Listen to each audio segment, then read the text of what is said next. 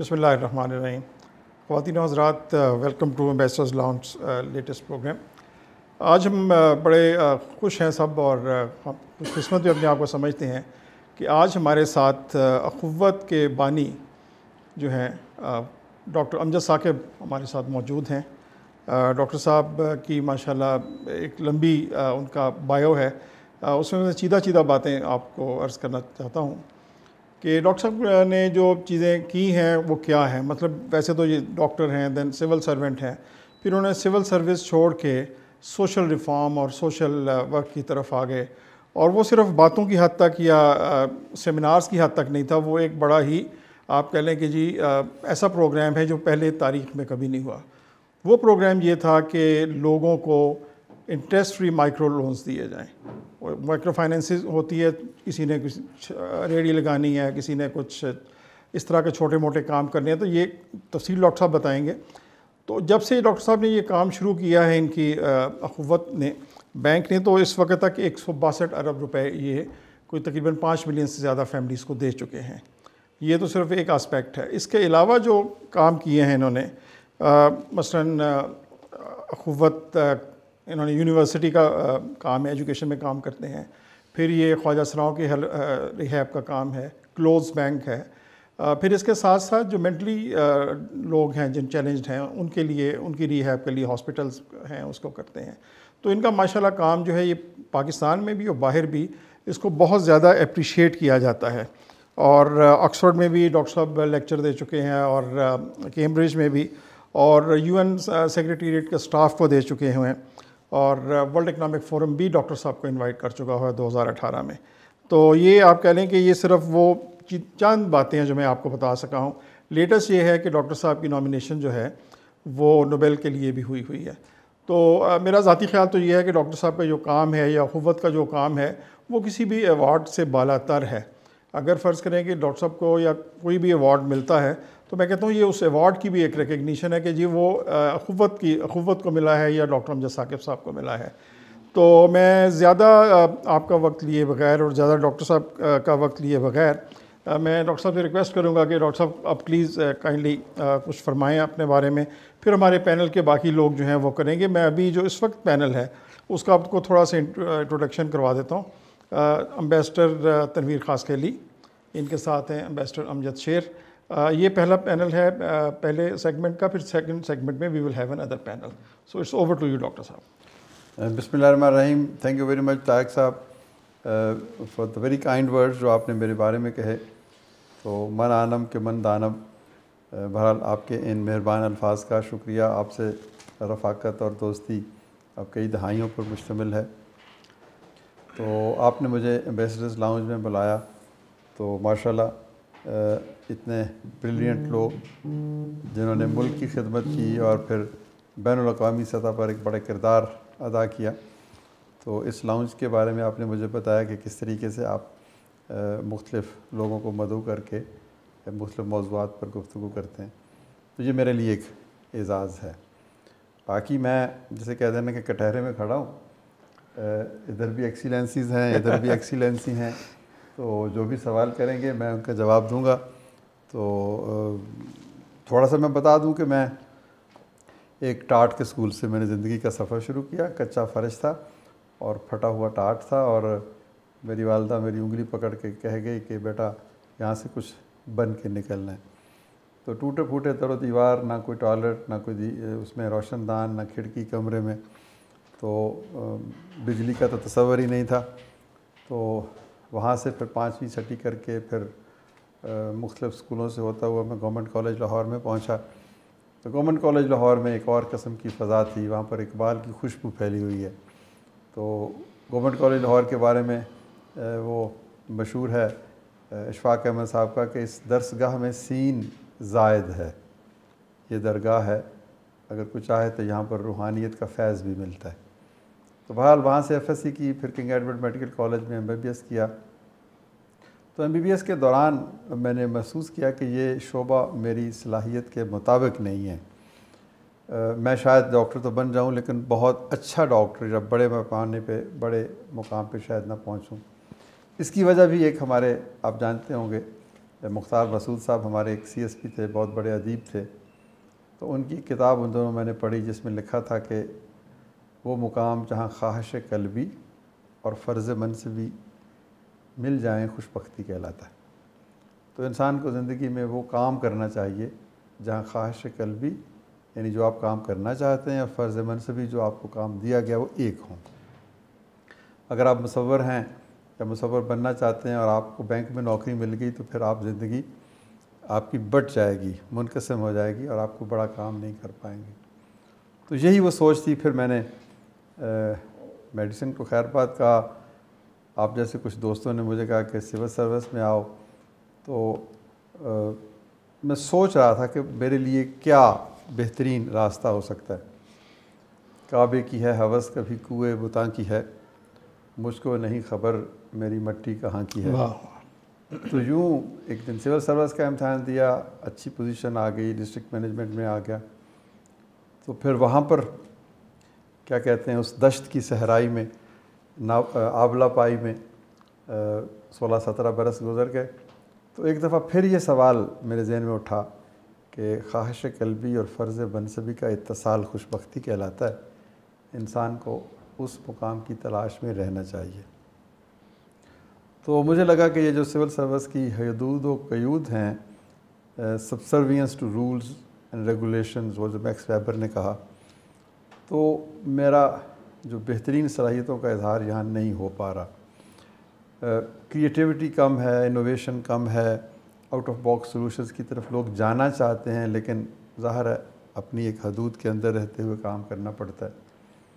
تو پھر اسی زمانے میں اخوت کا سلسلہ چل رہا تھا، تو الٹیمیٹلی وہاں سے بھی میں نے پہلے رخصت لی، پھر میں نے استعفیٰ دے دیا، اور یوں زندگی کا ایک نیا دور شروع ہوا اخوت کے نام سے، اور الحمدللہ آج 22 برس گزر گئے اخوت۔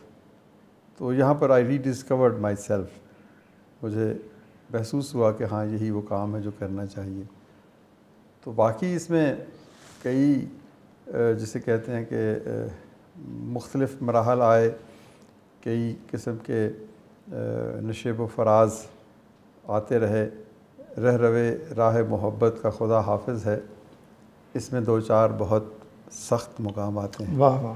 تو کئی سخت مقام آئے، لیکن الحمدللہ کہ اللہ تعالیٰ نے توفیق بخشی، جو کچھ بھی ہے اس کی توفیق سے ہے۔ تو اس تصور کی کامیابی ہے جس کو مواخات کہتے ہیں۔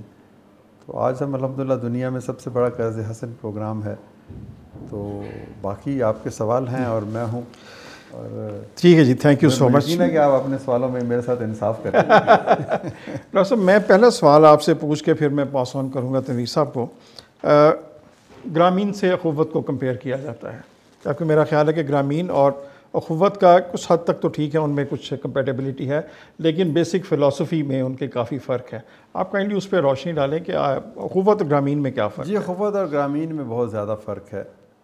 آپریشنز میں فرق شاید اتنا نہیں ہے، لیکن فلسفی اور ایڈیولوجیکل گراؤنڈز پہ بہت زیادہ فرق ہے۔ کیسے؟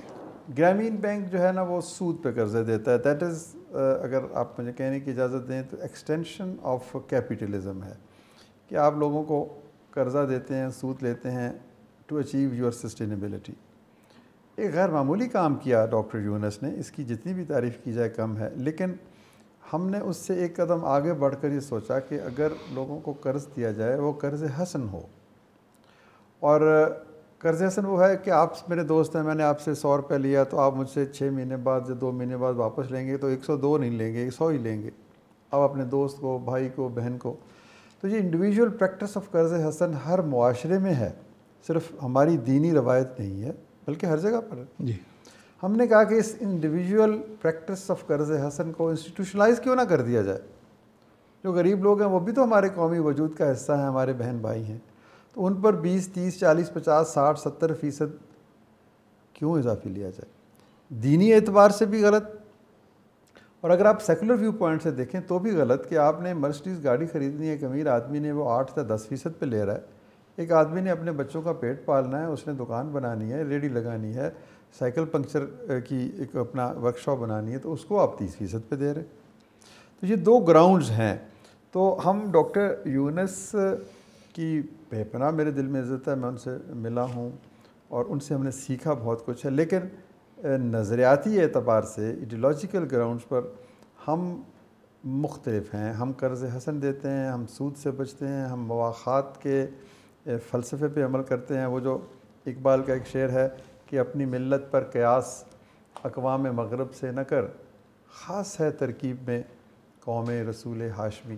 تو ہم اپنی انڈیجنس ویلیوز کو ہم نے انکارپوریٹ کیا ہے ماڈرن مائکرو فائنانس کے تصورات کے ساتھ. اور ہم نے ایک، آپ یوں سمجھیں کہ نیچے ایک چھلنی ہے، دنیا بھر کے مائکرو فائنانس کے نظام کو ہم نے اوپر ڈال دیا. وہ چھلنی سمجھیں کہ آپ اسلامی اقدار کی ہے، تو اس سے چھن کر جو چیز نیچے گئی وہ اخوت ہے. ٹھیک ہے، تو یہ ہمارا ان سے تھوڑا سا. Thank you so much. Tanveer. Thank you doctor صاحب، آپ تشریف لائے، کافی انتظار تھا آپ کا ملاقات کا. آپ کا جو اخوت کا سلسلہ ہے، اس میں ہم نے پڑھا کوئی ایجوکیشن سائڈ سیکٹر میں آپ نے ذکر ہو رہا تھا، اسکولز ڈفرینٹ جگہوں میں بنائے ہیں چاہیے. اور اس سے متعلقہ سے میں چیک کرنا چاہتا ہوں، جو آپ نے اسٹیشن سلیکٹ کیے پاکستان پورے میں، کیا کرائٹیریا آپ کے ذہن میں کہ جی اس جگہ ہونا چاہیے اس شہر میں وہ چیزیں، پلس جو آپ مائکرو فائنینس سے سٹارٹ کیے اس کے علاوہ بہت چیزیں آپ ایڈ اپ کرتے جا رہے ہیں سارا. اس سلیکشن کے لیے آپ کوئی فیزیبلٹی یا اسٹڈی کیری کرتے ہیں کہ جی ابھی ہمیں نیکسٹ ہمیں یہ کرنا چاہیے، کس طریقے سے آگے بڑھنا چاہتے ہیں؟ اور پہلے آپ نے جس طرح بتایا کہ جو ماڈیولز کی بات ہو رہی کہ اب ایگزسٹنگ ماڈیولز کو جو ہیں ورڈ کو چھان کے، اور جو اس میں سے آپ سمجھتے ہیں کہ آپ کے ضرورت کے مطابق، معاشرے کے مطابق جو چیزیں ہیں ان کو استعمال آپ کرتے ہیں، تو اس پہ کچھ روشنی تھوڑی جائے. جی تنویر صاحب، تھینک یو ویری مچ. بات یہ ہے کہ سب سے پہلے تو آپ کو میں بتاؤں گا کہ ہمارا ویژن کیا ہے. ہر چیز ویژن سے ایمینیٹ کرتی ہے کہ ہم کرنا کیا چاہتے ہیں. تو ہمارا ویژن یہ ہے کہ ہم ایک ایسے معاشرے کی تشکیل میں اپنا کردار ادا کرنا چاہتے ہیں جس میں ہر شخص کو عزت اور احترام سے زندہ رہنے کا موقع ملے. دس از دی ویژن آف اخوت. اچھا، بعض لوگ ویژن سے شروع کرتے ہیں، ویژن کے پس منظر میں نہیں جاتے کہ وہ ویژن کہاں سے آ رہی ہے. ایک تو ہوتا ہے نا سر، بین السطور بھی تو جانا چاہیے نا، بٹوین دی لائنز کیا ہے، پس منظر کیا ہے. تو وہ ایک تصور ہے مواخات مدینہ کا، جس میں نبی پاک صلی اللہ علیہ وسلم نے کہا کہ غربت کے خاتمے کا بہترین راستہ بتا دیا کہ اگر معاشرے میں دو طرح کے طبقے ہیں، ہیوز اور ہیو ناٹس، تو ان میں سے ایک شخص ادھر سے ایک شخص ادھر سے اگر دوستی کر لے تو پورا معاشرہ بہتر ہو سکتا. اس کی عملی تصویر مہاجرین اور انصار کے درمیان رشتہ تھا، سب جانتے ہیں وہ کیا تھا. تو ہم نے کہا کہ پاکستان میں 50% ہیوز ہیں، 50% ہیو ناٹس ہیں. ان کے درمیان میں بھی مواخات کی اسی درخشاں روایت کے اگلے قدم کے طور پر اگر ایک شخص ادھر سے ایک شخص ادھر سے مل جائیں تو ریاست کی مدد کے بغیر بھی شاید ہم ایک اچھا سماج تعمیر کرنے میں مدد دے سکتے ہیں. تو یہ ہے سر وہ پس منظر، وہ ماخذ، وہ سرچشمہ فیض جہاں سے ہمارا ویژن نکلتی. اب اس کے بعد آپ کو رستے تلاش کرنے ہیں کہ میری حکمت عملی کیا ہوگی. میں اسکول بناؤں، اسپتال بناؤں، میں کوئی ٹریننگ سینٹر بناؤں، کو میں انوائرمنٹ پہ کام کروں، میں کو قانونی حقوق لوگوں کے لے کے دوں. مختلف طریقے ہیں معاشرے کو خوبصورت بنانے کے. تو ہم نے کہا کہ ہم وہ کام کریں گے جو کوئی اور نہیں کر رہا. تو اس لیے ہماری نظر مائکرو فائنانس اور انٹرسٹ بھی مائکرو فائنانس پہ چلی گئی، جس کی میں نے کہانی آپ کو علم ہے ساری الحمدللہ. 10 سال تک ہم چھوٹے قرضے دیتے رہے لوگوں کو، ہمارا خیال تھا کہ ہم یہی کام کریں گے. تو اچانک یہ احساس ہوا کہ ultimate salvation of a nation is in education. یہ چھوٹے قرضے تو فائر بریگیڈ ہیں کہ کسی کو آپ نے تھوڑی سی رقم دی، اس نے کاروبار کیا، اس کا گھر چلنے لگ پڑا، اس کا بچہ اسکول چلا گیا. بٹ کسی قوم نے اگر ترقی کی معراج پہ پہنچنا ہے، آپ سے زیادہ کوئی نہیں جانتا، آپ نے دنیا دیکھی ہے، تو وہ جب تک تعلیم نہیں ہوگی تو ہم نے کہا کہ تعلیم میں ہمیں جانا چاہیے، یونیورسٹی بنانی چاہیے. ماڈل یہی ہے، ایک ماں جس کے پاس زیور ہیں وہ زیور بیچ کے اپنے بچے کو پڑھا لیتی ہے، اعلیٰ تعلیم دے دیتی ہے. جس ماں کے پاس زیور نہیں اس کا بچہ کیوں نہیں پڑھتا؟ یہ اس بچے کا نقصان نہیں ہے، اس قوم کا نقصان ہے کہ وہ کسی آئنسٹائن سے محروم ہو گئی. تو ہم نے کہا کہ سکہ راج الوقت یہ ہے کہ پہلے 10 لاکھ روپے جمع کرواؤ، پھر تمہیں ایک چٹ ملے گی جس کو دکھا کر تم کمرہ جماعت میں چلے جاؤ گے. ہم نے کہا کہ اس کو الٹ کرتے ہیں، پہلے کمرہ جماعت میں جاؤ اور فیس 10 سال بعد دے دینا، 20 سال بعد دے دینا جب ہوگی. تو اس اور وہ بھی انٹرسٹ فری ہوگی. جی ایبسولوٹ، وہ دے یا نہ دے یہ اس کی مرضی ہے، لیکن ایک ارینجمنٹ وعدہ ہے. کسی شخص نے مجھے کہا کہ آپ کہتے ہیں کہ وہ نہ دے یا نہ دے، آپ نے کوئی لیگل انسٹرومنٹ تو نہیں بنایا، تو وہ اگر نہیں دے گا تو آپ کیا کریں گے؟ میں نے کہا کہ اگر کوئی شخص ہماری یونیورسٹی میں یا ہماری کالج میں 4 سال 6 سال پڑھتا ہے اور ہم اس کے اندر اتنی درد مندی اور اتنی ذمہ داری بھی پیدا نہیں کر سکے کہ وہ 20 سال کے بعد ہمیں پیسے واپس نہیں کرے گا یا فیس نہیں دے گا یا کسی اور کو نہیں پڑھائے گا، تو پھر اس کو کیا سزا دینی ہے؟ سزا تو ہمیں ملنی چاہیے کہ ہم نے اسے کیا سکھایا. تو جس طرح وہ قرض حسن بغیر کولیٹرل کے ہے، اسی طرح یہ قرض حسن بغیر کولیٹرل کے ہے. کوئی لکھت پڑھت نہیں ہے، اعتماد ہے. دیکھیں کریڈٹ کا لفظ ہم بہت استعمال کرتے ہیں، اٹس اے گریک ورڈ. اس کے معنی پتہ کیا ہے سر؟ کریڈٹ کے معنی ہے ٹرسٹ. جس لفظ کے معنی ٹرسٹ ہیں اس کو موجودہ مالیاتی نظام نے بالکل برباد کر کے فزیکل کولیٹرل کے ساتھ لنک کر دیا. تو بہرحال وہ ہم تعلیم کی طرف گئے. تعلیم میں جانے کے بعد پھر ہم نے کہا کہ بھئی کہاں بنائیں یونیورسٹی، کس صوبے میں بنائیں؟ ہم تو ایک نیشنل ادارہ ہیں. پھر ہم نے کہا کہ وہ یونیورسٹی کسی بھی جگہ پہ ہو سکتی ہے، لیکن اس میں 20% بچے ہر صوبے کے ہوں گے. اوکے، ایکولی مطلب یہ نہیں کہ پنجاب کی آبادی زیادہ تو زیادہ. تو ہم نے کہا کہ اب اس وقت ماڈل یہ ہے کہ 20% ہر صوبے سے، اور پنجاب کے ہم نے 2 حصے کیے ہیں، اپر اینڈ لوور. 20 وہاں کے، پھر گلگت بلتستان، قبائلی علاقہ جات اور آزاد کشمیر، ان سب کے بچے ہیں. اب اگلا مسئلہ یہ ہے کہ یہ بچے اتنے مختلف، اس وقت کوئی 70-80 اضلاع سے بچے آتے ہیں. پھر ہم نے کہا کہ ان کو رکھنا کیسے ہے، کہاں رہیں گے؟ یہ تو پہلے ہی فیس ادا نہیں کر سکتے. تو پھر ہم نے کہا کہ یہ ریزیڈینشل یونیورسٹی ہوگی، تاکہ ان کو 4 سال ہم تعلیم بھی دیں، تربیت بھی دیں. اب ہماری ایک یونیورسٹی جو کالج ہے اس کی ایک ڈارمیٹری ہے، اس میں 4 چارپائیاں ہیں، 4 بیڈز ہیں. ایک سندھ کا بچہ ہوگا، ایک پنجاب کا ہوگا، ایک کے پی کا ہوگا، ایک بلوچستان کا ہوگا. تو آپس میں محبت، احترام، یکجہتی. اور پھر یہ بھی لازم ہے کہ جب آپ نکلیں گے وہاں سے تو آپ کو اپنی صوبے کی زبان کے علاوہ کم از کم ایک زبان اور بھی سیکھنی ہے.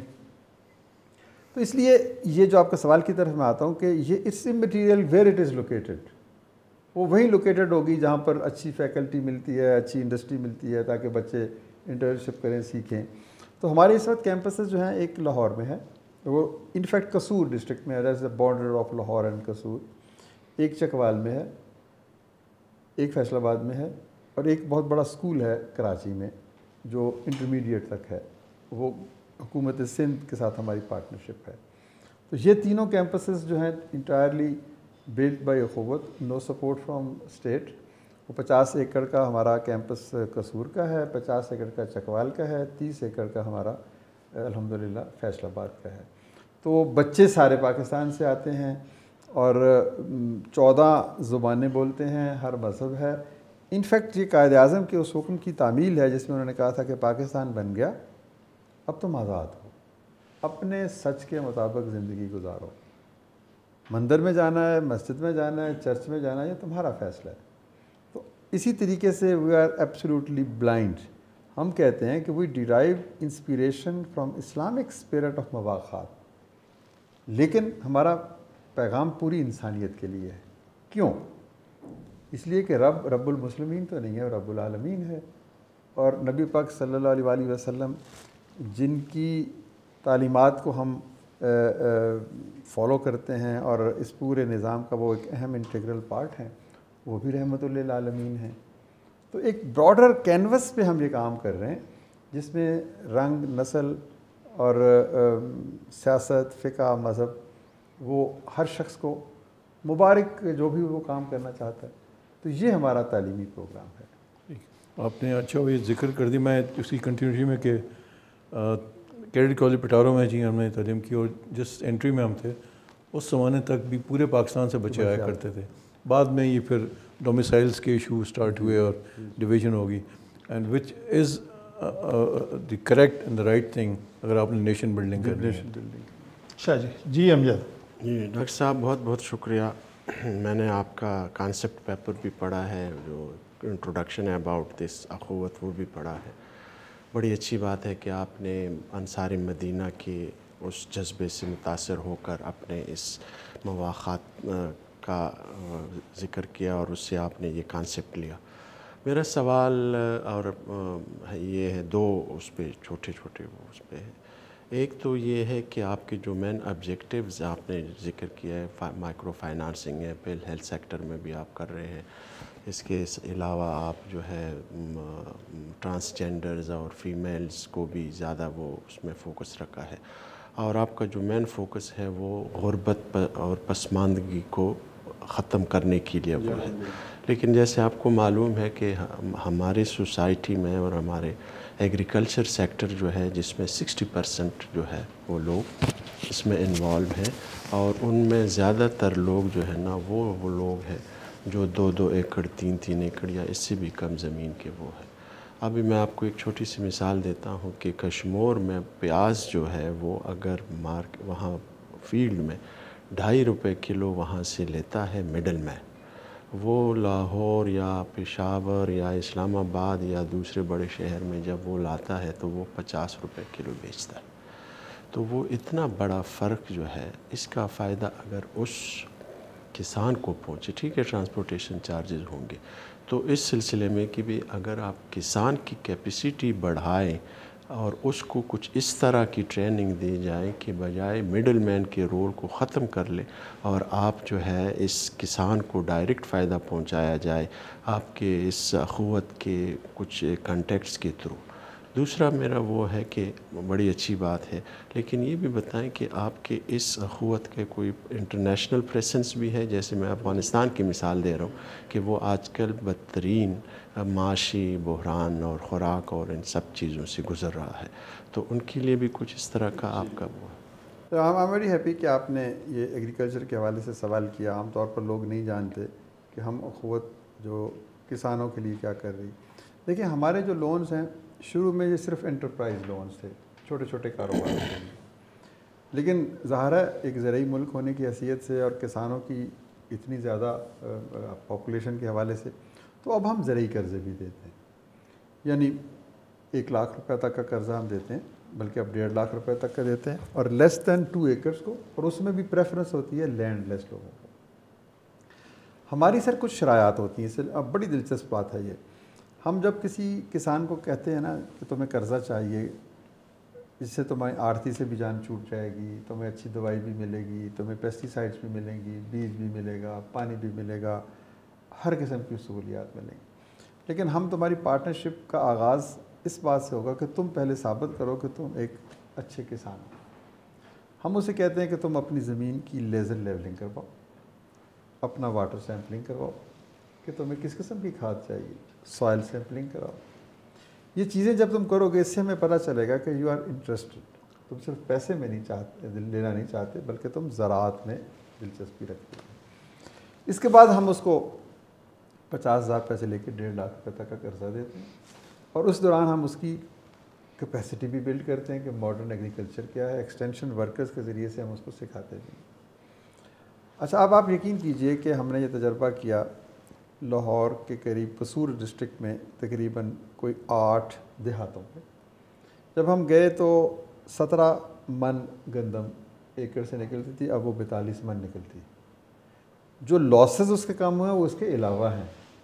پہلے وہ بیجا کھادیں استعمال کرتا تھا، وہ کم کھاد استعمال کرتا ہے، کم پانی استعمال کرتا ہے، کم محنت کرتا ہے.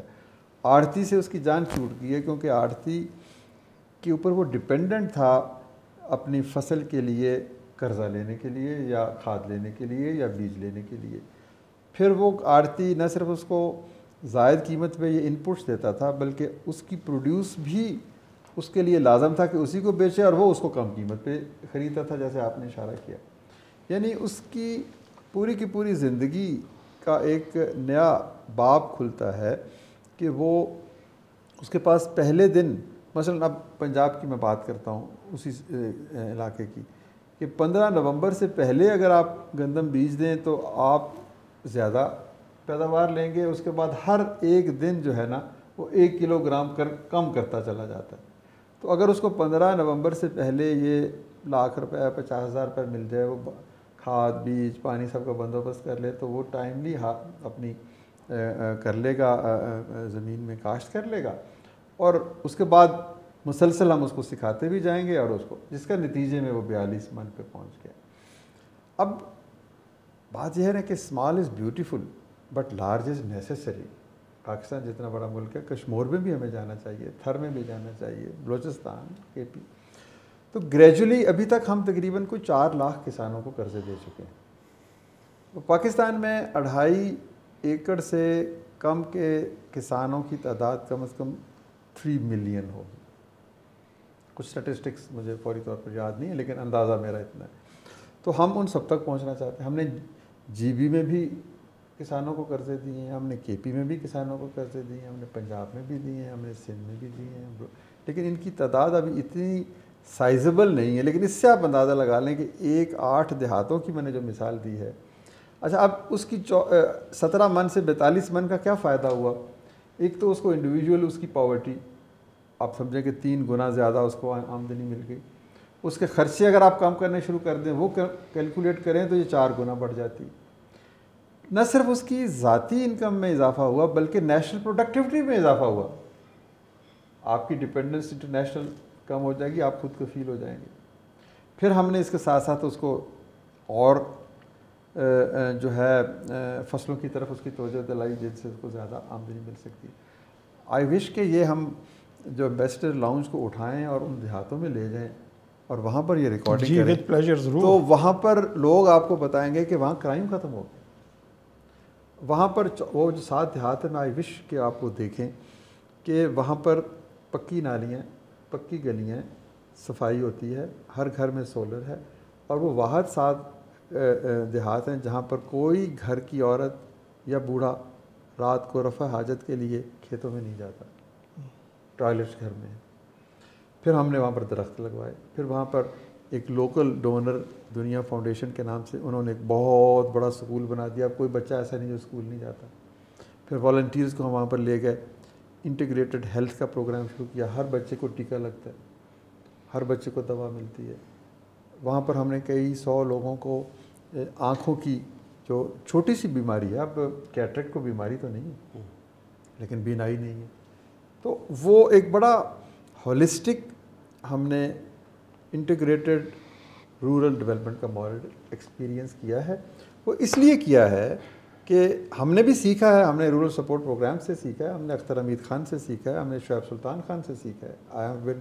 میں اس میں بہت پرائڈ لیتا ہوں کہ ہمارے مینٹر جو ہیں وہ شعیب سلطان خان ہیں۔ ہی واز آلسو CSP، آپ جانتے ہوں گے، کا دنیا میں بڑا نام ہے۔ He was the founder of Aga Khan rural support programme. تو وہ جو کمولیٹیو لرننگ اور وزڈم ہے وہ کرسٹلائز ہوتی ہے اخوت کے رورل ڈیولپمنٹ کے ماڈل میں، اور ہم نے یہ ماڈل اس لیے بنایا کہ حکومت کے لوگ آئیں، دیکھیں، پولیٹیشنز، پولیٹیکل لیڈرشپ آئے، دیکھیں کہ بھئی ایک گاؤں کو اگر ہم 7 گاؤں کی زندگی بدل سکتے ہیں تو دیٹ کوڈ بی ریپلیکیٹڈ۔ تو یہ آپ کے اس سوال کا جواب ہے کہ ہماری توجہ اس طرف بھی ہے۔ More resources will help us scale up, اس کو کیا جا سکتا ہے۔ تو انٹرنیشنلی بھی الحمدللہ اخوت رجسٹرڈ ہے in USA as a charity organisation, اور 501c کا اسٹیٹس ہمیں ملا ہے۔ پھر انگلینڈ میں بھی ہم رجسٹرڈ ہیں، پھر سویڈن میں بھی ہم رجسٹرڈ ہیں کارٹسی۔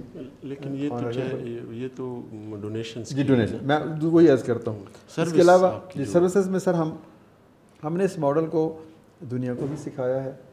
انڈیا میں بھی یہ ماڈل انٹرسٹ فری لینڈنگ کا شروع ہے، بنگلہ دیش میں بھی شروع ہے، افغانستان میں بھی ہم نے بہت سے لوگوں کو سکھایا ہے، اور اب ہم خود وہاں پر لوگ خود کر رہے ہیں، کوئی انڈیویجول کر رہا ہے، کوئی انسٹیٹیوشن کر رہا ہے، کوئی اور نام سے کسی اور طریقے سے۔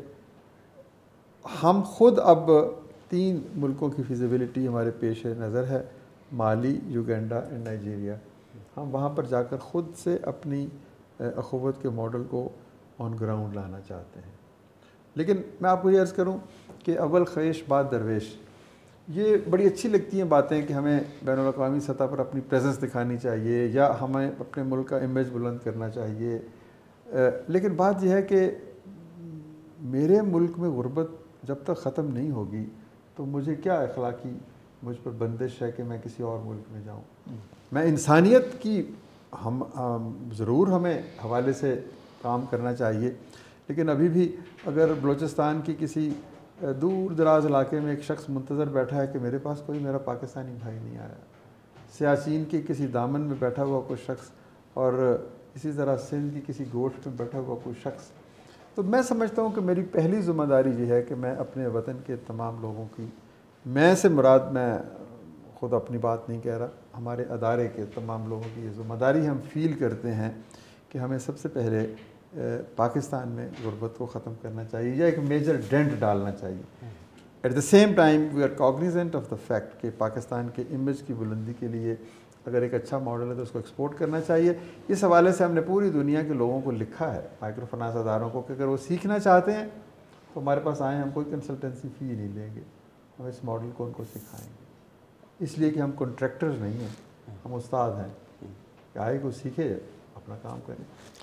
Very good. ڈاکٹر صاحب 2 چھوٹے چھوٹے سے سوال ہیں، پھر نیا پینل انشاءاللہ وہ بھی منتظر ہیں بڑے بےچینی سے. آپ دماغی صحت کے لیے کیا کر رہے ہیں ان کے لیے ایک ہے، دوسرا جو آپ کا لمز ٹو سلمز والا جو پروگرام ہے اس پہ اگر آپ تھوڑی سی روشنی ڈال سکیں. دوسری بات slums to LUMS, slums to LUMS to slums. ٹھیک ہے سر. جو دماغی صحت کے حوالے سے یہ ہے کہ اخوت کا انڈیپینڈنٹ کوئی پروگرام نہیں ہے، بٹ ہم نے کولیبوریشنز کی ہیں. اتفاق ہے کہ ایک بہت بڑا، بلکہ پاکستان کا ساؤتھ ایشیا کا سب سے بڑا ذہنی ادارہ فاؤنٹین ہاؤس ہے، میں اس کی مینجمنٹ کمیٹی کا بھی چیئرپرسن ہوں. تو وہاں پر ہم ذہنی امراض کے جو زمانے کے ستائے ہوئے لوگ ہیں، جن کو ان کے گھر والے بھی اپنے گھر نہیں رکھتے، ان کا ہم علاج کرتے ہیں. دس از اے کولیبوریشن بٹوین 2 ڈفرینٹ آرگنائزیشنز. تو اس کے تحت ہم نے لاہور میں وہ 550 بیڈڈ ہاسپٹل ہے، سرگودا میں ہم نے ایک بنایا ہے، ملتان اور فیصل آباد میں ہماری منصوبہ بندی ہو رہی ہے، شیخوپورہ میں ایک بنا ہوا ہے، اسی طرح ہم پشاور میں اور پھر حیدرآباد اور کراچی میں ہم بنانے کا سوچ رہے ہیں. تو یہ ایک اور آپ سمجھیں کہ حکمت عملی کا ایک اور آپشن ہے کہ ان لوگوں کی ایکچولی میں عرض کروں کہ اخوت کا بنیادی مقصد یہ ہے کہ دا موسٹ ڈس ایڈوانٹیج لوگوں کو گلے سے لگانا. جی جی. کرائسٹ نے کہا تھا کہ جو سب سے زیادہ گناہ گار ہے اس کو میری سب سے زیادہ ضرورت ہے، وہ کیوں نہیں میرے پاس آتا، میں اس کے پاس کیوں نہیں جاتا. تو ہم کہتے ہیں کہ جو سب سے زیادہ ضرورت مند ہے، ڈس ایڈوانٹیج ہے، وہ غریب کسان ہے، وہ مزدور ہے، وہ ان پڑھ شخص ہے، وہ بچہ ہے، یا وہ ٹرانسجینڈر ہے، یا وہ مینٹلی چیلنج ہے، تو ان کو ہم فوکس کرتے ہیں. تو جس طرح اخوت کے سارے کام ہیں، تو اسی طریقے سے فاؤنٹین ہاؤس نامی ایک ادارہ ہے. اس کی تاریخ بڑی لمبی ہے، میں آپ کو کتاب پیش کروں گا، حال ہی میں نے لکھی ہے 4 آدمی، کہ یہ کیسے بنا، کہاں تک، کیسے اس مقام تک پہنچا. تو اس میں ہمارا بڑا کام ہے اور اس میں ہم اس کو مزید پھیلاؤ کرنا چاہتے ہیں. لمز ٹو سلم سر، دس از اے ویری گڈ سلوگن. ہم ایکچولی کوشش یہ کرتے ہیں، ہم نے اب تک تقریباً 3000 سے زیادہ بچوں کو انٹرنشپ کرائی ہے. فیلوشپ ہوتی ہے ایک، اور ایک انٹرنشپ ہوتی ہے. اس میں پریویلیجڈ کلاسز کے بچے ہمارے پاس آتے ہیں، ان کو ہم بتاتے ہیں کہ غربت کیا ہے، محرومی کیا ہے، استحصال کیا ہے، پاکستان کے مسائل کیا ہیں. آپ یقین کیجئے کہ ہمارے وہ بچے پریویلیجڈ ہیں جو گلبرگ میں رہتے ہیں، ڈیفینس میں رہتے ہیں، پوش، ان کو پتہ ہی نہیں غربت کیا ہے. ایک کنال کے گھر میں رہنے والا بچہ جو ہے وہ اپنے بھائی کے ساتھ اپنا بیڈ روم شیئر نہیں کرتا، کہتا میرا انڈیپینڈنٹ، میری پرائیویسی مجروح ہوتی ہے. جب ہم اس کو لے کے جاتے ہیں کہ آؤ تمہیں ایک گھر دکھائیں جس کوئی 10x12 کا ایک کمرہ ہے اور اس میں 8 لوگ رہتے ہیں، اور اس کی جب بارش ہوتی ہے تو چھت ٹپکتی ہے، اور اس کا ایک باتھ روم ہے. تم باتھ روم اپنے بھائی سے شیئر نہیں کرتے، وہ ایک باتھ روم 8 لوگ استعمال کرتے ہیں. جی. اس کی کچن کی چھت نہیں ہے، وہ باہر ایک چولہا پڑا ہوا، وہاں پہ وہ روٹی پکاتے ہیں. So this is the interface between haves and not have nots. تو یہ ہے وہ پروگرام جس کے تحت ہمیں ان 3000 بچوں کو بتایا ہے کہ تمہیں اپنی ذات کے حصار سے بلند ہو کر سوچنا ہے، تمہیں صرف اپنی خوشیوں کے لیے کام نہیں کرنا، خواب صرف تمہارے نہیں ہیں، اوروں کے بھی ہیں. تو یہ آپ دیکھیں ایچسن کالج کے بچے، گرامر اسکولوں کے بچے، بیکن ہاؤس کے بچے، لمس کے بچے، وہ ہم اے لیول اور پھر اس کے بعد انڈر گریڈ لیول کے بچوں کو ہم یہ فزیکلی لے کے جاتے ہیں.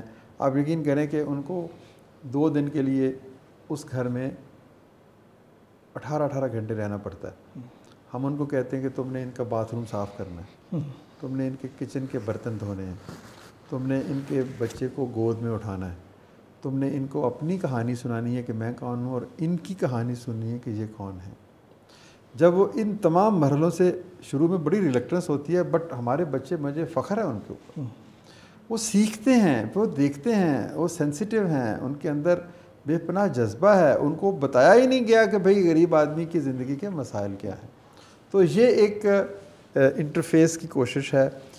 ہم ایک برج سمجھتے ہیں اپنے آپ کو. اخوت از اے برج جو 2 طرح کے پاکستانوں کو جوڑنے کی کوشش کرتا ہے، ہیوز کو ہیو ناٹس کی طرف اور ان کو ان کی طرف. مواخات کا جو تصور میں نے آپ کو پیش کیا نا سر، یہ اسی کی کنٹینویشن ہے کہ اس طریقے سے ہم اچھا. اور آپ یہ حیران ہوں گے کہ ہمارے جن لوگوں نے انٹرنشپ کی ہے ان میں سے اکثر آئی وی لیگ چلے گئے ہیں.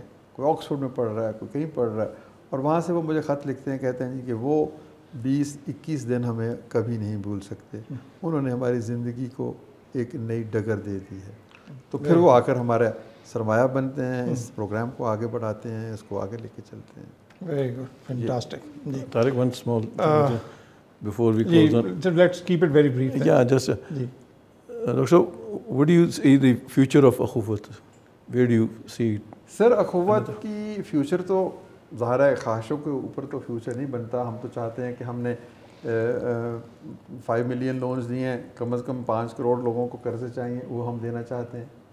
ہم 40-50 ہزار بچوں کو ایجوکیشن دینا چاہتے ہیں. ہم نے ایک سکسیشن پلان اپنا بنایا ہوا ہے کہ ہم نے ان جو یونیورسٹی ہم بنائیں گے اس میں سے 10-20-30 ہزار بچے تو ایسے نکلیں گے جو مواخات کے اس تصور کو حرز جاں سمجھیں گے. ان میں سے 5-7-10-20-30% تو ایسے نکلیں گے جو عملی طور پر اس کا اظہار کریں گے. تو اس حوالے سے ہم سمجھتے ہیں کہ اخوت has a very bright future, کہ ہم نے اخوت ایک ادارہ ہے اور اخوت ایک نظریہ ہے. ادارے کے طور پر شاید ہم 10-20-30-40-50 سالوں کے بعد ختم ہو جائیں، کیونکہ ادارے بنتے ہیں، بگڑتے ہیں، لیکن نظریہ زندہ رہتا ہے، تصور کبھی بھی نہیں مٹتا. تو ہم نے جس طریقے سے انکلکیٹ کر رہے ہیں مواخات کے اس تصور کو، ہم کہتے ہیں آدھا پاکستان کو اپنائے. تو ایز اے فلسفی یہ 1450 سال سے ہر مسلمان کو ایک تحریک دیتی ہے. ہم اس تحریک کو آگے بڑھانا چاہتے ہیں. ہم اس نظریے کی جیسے کہتے ہیں نا کہ سینچنا چاہتے ہیں اپنی خون سے، اپنے پسینے سے، اپنی محنت سے. تو انشاءاللہ تعالیٰ یہی بچے جو اخوت سے نکلیں گے، یہی بچے جو ہمارے پاس انٹرنشپ کریں گے، یہ کل کو ہمارے آ کے سجادہ نشی کیس ہوا میرے بعد، کوئی خالی نہ رہی دشت میں جا میرے بعد. تو ہمارے بعد اچھے لوگ آئیں گے، اور ہمیں امید ہے کہ یہی وہ لوگ آئیں گے جن کے بارے میں ہم کہتے ہیں کہ ہمارے بعد اندھیرا نہیں اجالا ہے. تو یہ مستقبل کے افق پر ہم اس کی اسکیلنگ بھی دیکھ رہے ہیں، اس کی سسٹینیبلٹی بھی دیکھ رہے ہیں، اور اس مواخات کے تصور کی بقا بھی دیکھ رہے ہیں. Thank you so much doctor صاحب. آئی تھنک ہم نے پہلا سیگمنٹ جو ہے ماشاءاللہ اچھا ہو گیا. اور اگر میں اسے سم اپ کروں ڈاکٹر صاحب کی زندگی کو، تو میں فارسی کے اس شعر میں کرنے کی جسارت کر سکتا ہوں. حاصل عمر سارے رہے یار کردم، شادم از زندگی خویش کے کار کردم. ڈاکٹر صاحب آپ جس جذبے سے کام کر رہے ہیں مواخات سے، اس میں اللہ تعالیٰ آپ کو حامی و ناصر ہو، اور لوگ اسی طریقے سے آپ پہ ٹرسٹ کرتے رہیں اور آپ ان کے ٹرسٹ پہ پورا اترتے رہیں. تو خواتین و حضرات، ہمارا پہلا جو سیگمنٹ ہے وہ ختم ہوتا ہے. آپ سے اجازت چاہتے ہیں. تھینک یو سو مچ. خدا حافظ.